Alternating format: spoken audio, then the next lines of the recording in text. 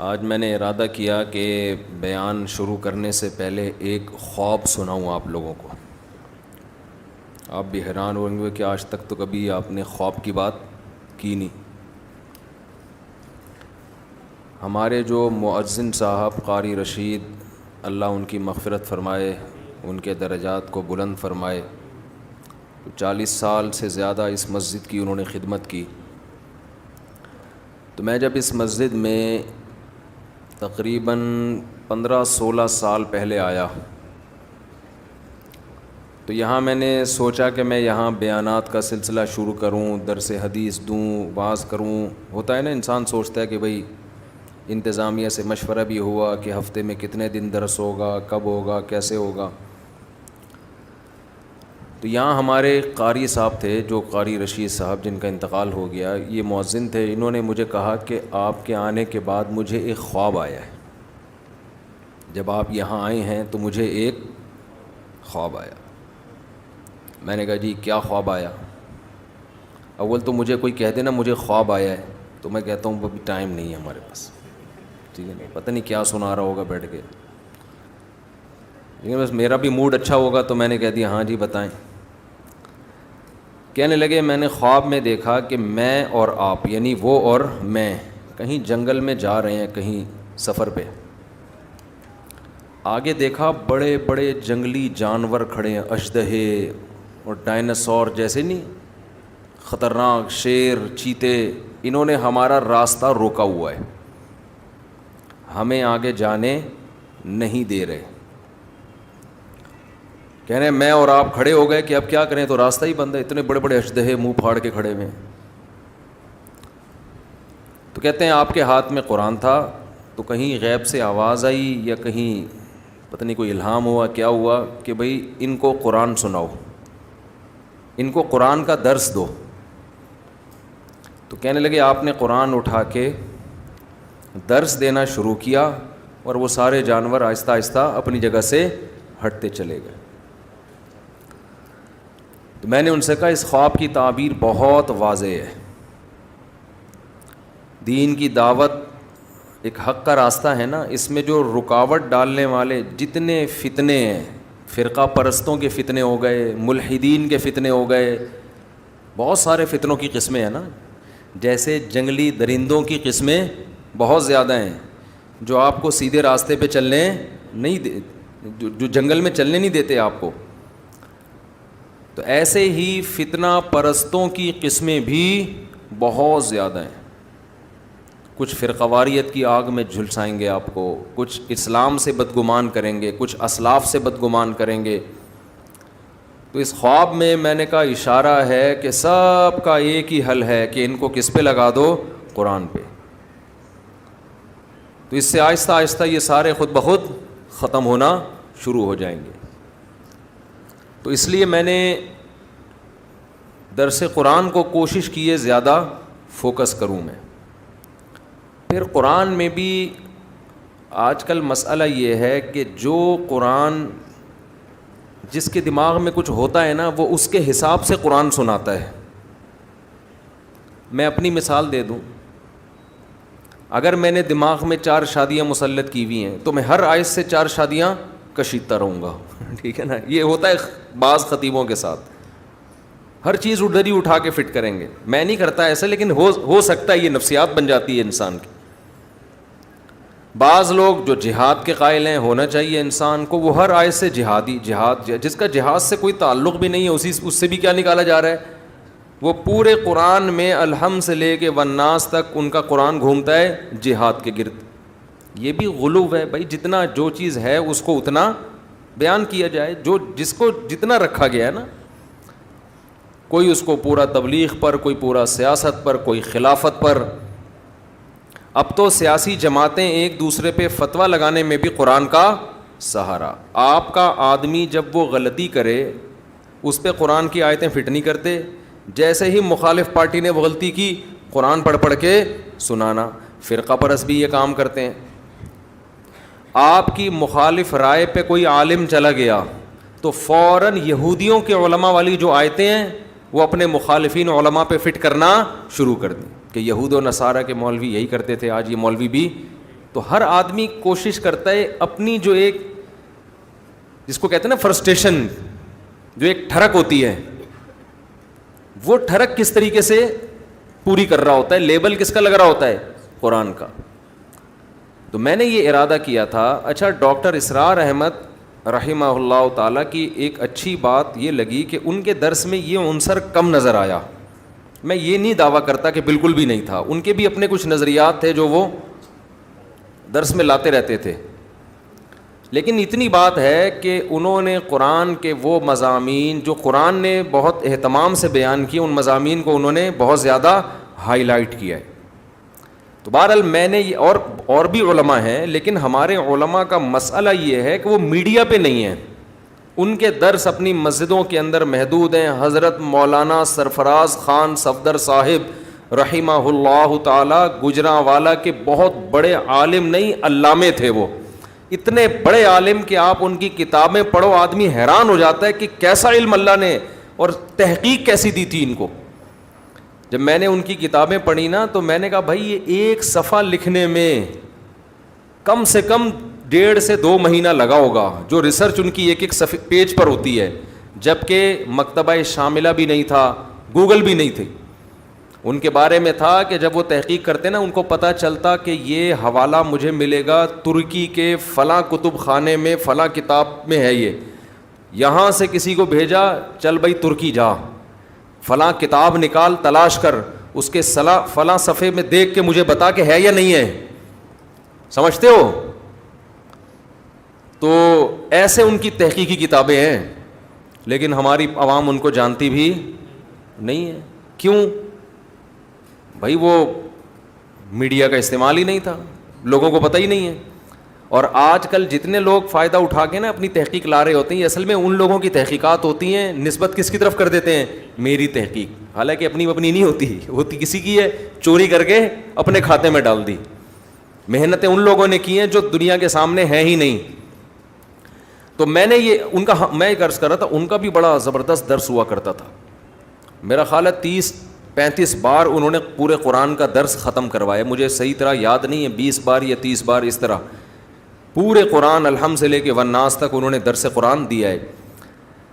تو میں نے ارادہ کیا کہ ہم فوکس کس کو کریں گے, درس قرآن کو. اور اس درس میں جو اللہ نے جو چیز بار بار کہی ہے میں بھی وہ چیز بار بار بیان کروں گا. اس میں جو مضامین قرآن ہائی لائٹ کرتا ہے نا, جس انداز سے اس کو اسی طرح سے ڈیفائن, تو انداز اس انسان اس کو اپنے اسٹائل میں کرتا ہے, مثالیں تو اپنی دے گے نا, لیکن اس سے ہٹنا نہیں ہے.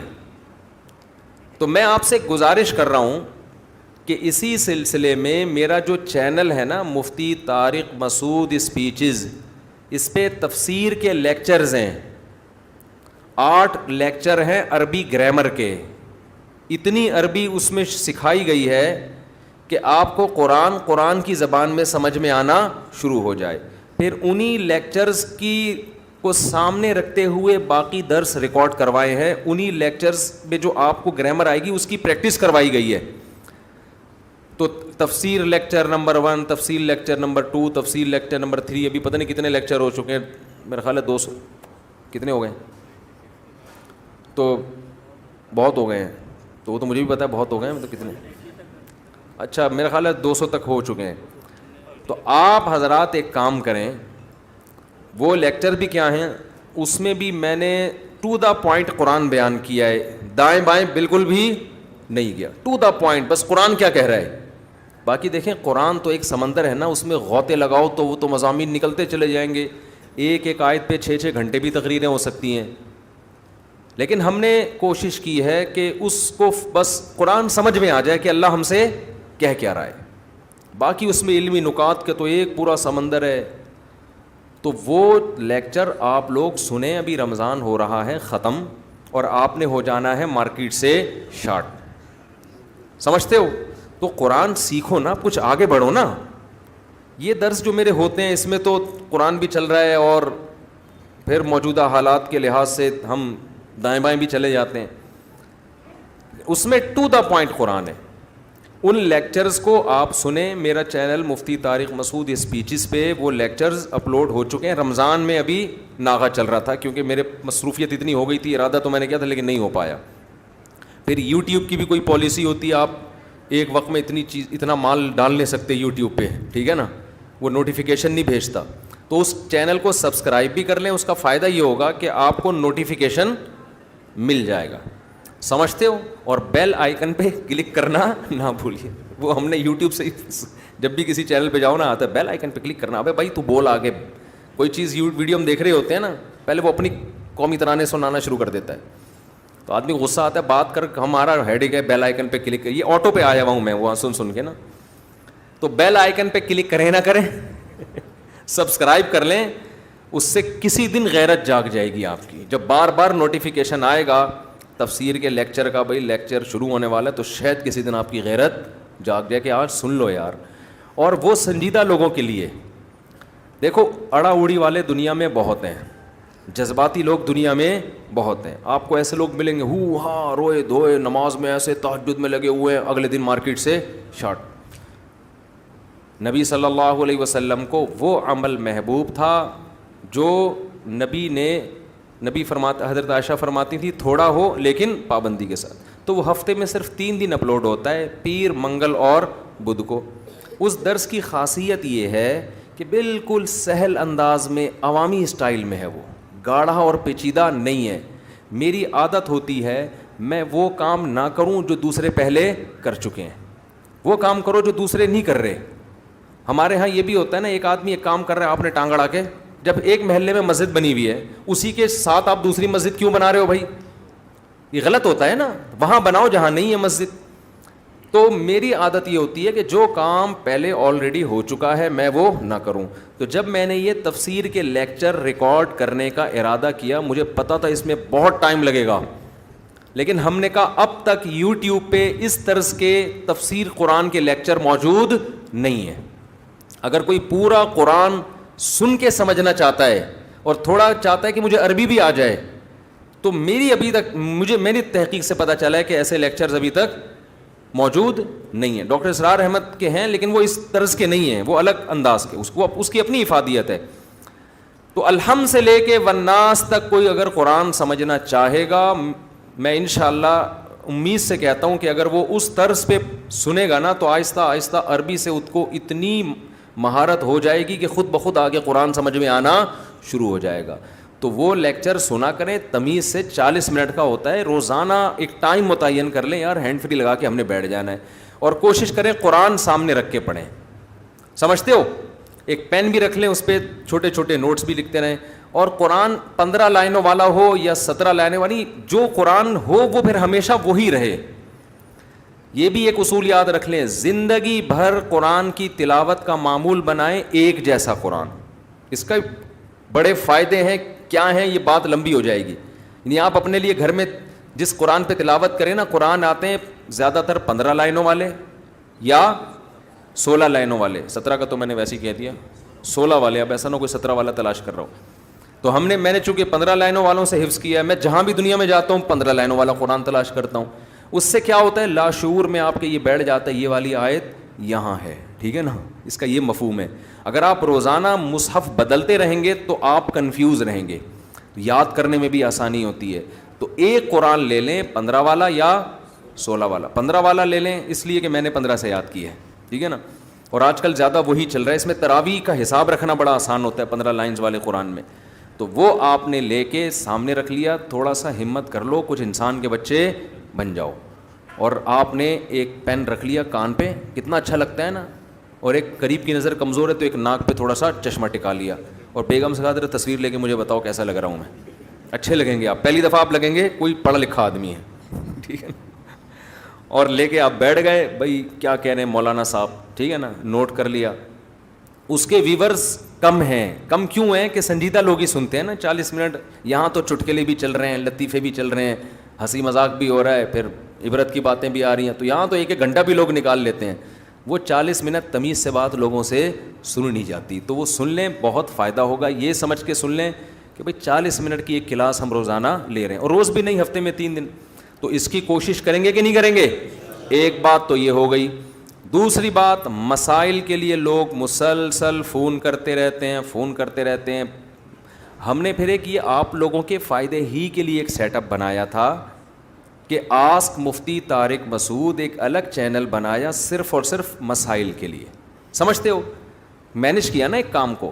مینیج اس طرح سے کیا بھائی کچھ مسائل بار بار پوچھے جاتے ہیں تو کیوں نہ ہم چینل پہ ڈال دینا تاکہ کوئی دوبارہ ہمیں اس مسئلے کے لیے فون نہ کرے, وہ چینل پہ دیکھ لے.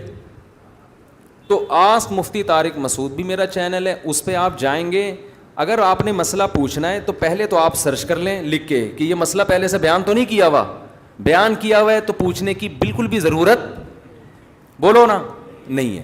بیان نہیں کیا ہوا یا کچھ کنفیوژن ہو رہی ہے تو اسی میں مسئلہ پوچھنے کا طریقہ بھی بیان کیا ہوا ہے اسی چینل پہ. آپ جائیں اور اس کے مطابق آپ مسئلہ جو نمبر دیا ہے اس پہ سینڈ کر دیں, آپ کا نمبر انشاءاللہ آ جائے گا, وہ میں ویڈیو ریکارڈ کروا کے بھیج دوں گا. اور اگر کوئی ایسے پرسنل نوعیت کا مسئلہ ہے جو آپ کے لیے چینل پہ پوچھنا ممکن ہی نہیں ہے, آپ کی ساس آپ کو تنگ کر رہی ہے, آپ نام لے کے نہیں بتا سکتے, پکڑے جائیں گے آپ, یہ چھپ کے دوسری شادی کرنے کا آپ کا ارادہ ہے, پکڑے جانے کا شدید خطرہ ہے, تو پکڑے جائیں. میں تھوڑی بچاؤں گا آپ کو ان چیزوں سے. لیکن کوئی ایسا پرسنل نوعیت کا, میں دوسری شادی وادی کی نہیں پوچھ رہا ہوں, اسے بتا رہا ہوں, چھپ کے کرنی ہے سوری آپ کا ہیڈیک ہے, ایسی چیزیں مجھ سے نہ پوچھیں, میں شرعی مسائل بتاتا ہوں. تو پرسنل کوئی ذاتی نوعیت کا مسئلہ حیا کے خلاف ہے تو اس کا بھی طریقہ ہے کہ اس پہ آپ نے کس سے رابطہ کرنا ہے, ٹھیک ہے نا.